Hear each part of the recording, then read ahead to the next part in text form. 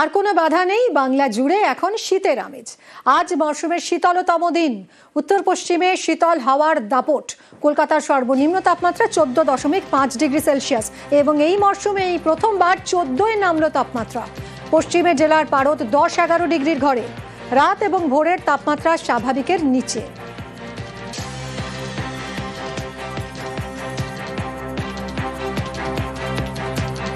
ঠান্ডা লাগছে, অনেকটাই ঠান্ডা আছে। এইবার একটু বেশি তাড়াতাড়ি পড়ে গেছে। ভালো লাগে, আমার শীতকাল ভীষণই ভালো লাগে, ভালো লাগছে। খাওয়া দাওয়া ভালো লাগে, পিঠে পুলি সবকিছুই ভালো লাগছে। সুন্দর ঠান্ডা ঠান্ডা হাওয়া, সোয়েটার পরে ভালো লাগছে।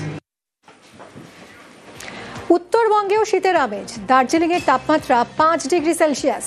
দার্জিলিং, শিলিগুড়ি থেকে কাঞ্চনজঙ্ঘার দেখা মিলেছে। স্পষ্ট দেখা গেছে ঘুমন্ত বুদ্ধ। মালদার তাপমাত্রা 15 ডিগ্রির ঘরে। কিছুদিন উত্তরের আবহাওয়া একই রকম থাকবে।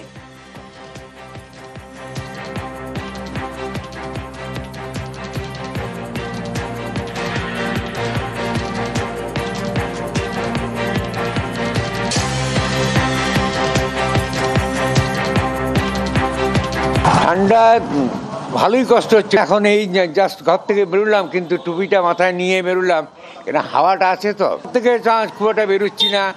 রাতের দিকে যথেষ্ট লেপ কম্বল নিয়েই ঘুমোচ্ছি। আর বাইরে যখন বেরোচ্ছি তখন রীতিমতো নিজেকে প্রোটেকশান করে যেটুকুন গরম কাপড় যার যা আছে সেটুকুন ব্যবহার করি। আমরা নিজেদের জীবনযাত্রাকে চালনা করছি। 10-11 ডিগ্রি চলছে বাঁকুড়ায়। তো সাধারণত এবারে খুব আগেই ঠান্ডাটা একটু বেশি পড়ে গেছে। জানি না এরপরে আবার যে ঠান্ডাটা পড়বে সেটা সহ্য করা যাবে কি না। তাহলে হয়তো জলে তখন হাত দিয়েও কষ্ট। 11টা বেজে গেছে, কিন্তু এখন রোদও উঠেছে, কিন্তু বাতাসটার জন্য ঠান্ডা কমেনি, এখনও কনকনানি ঠান্ডা।